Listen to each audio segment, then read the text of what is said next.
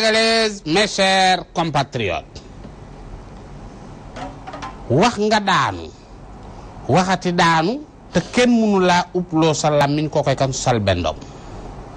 fii la fi wax ne Eumeu Sène mooy daan Modou Lo ba tax Eumeu Sène sol pàncan dem julli ji juma dem Modou Lo daan ko jël bu leer nañ mu ñëwaat ne Lac de Guiers mooy daan Modou Lo nii lay daanoo day sukk ndekete stade ba mooy daanu te gisu ko ku munta gis stade bu daanu ku munta gis làmb juy am ak judut am noo ñu mën a wax kii daan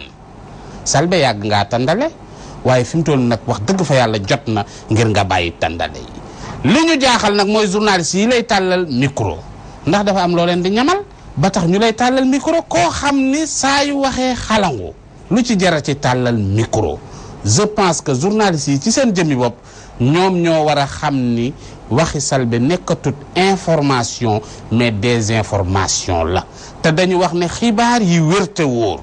bu ngeen koy jox dee leen ko jox koo xamante ni kii lam leen di wax lu wér la waaye koo xam ni bu ne leen du taw day génn tawte kooku yaakaar naa ni ay waxam jaratu la duma sa doom mes chers compatriotes jërë ngeen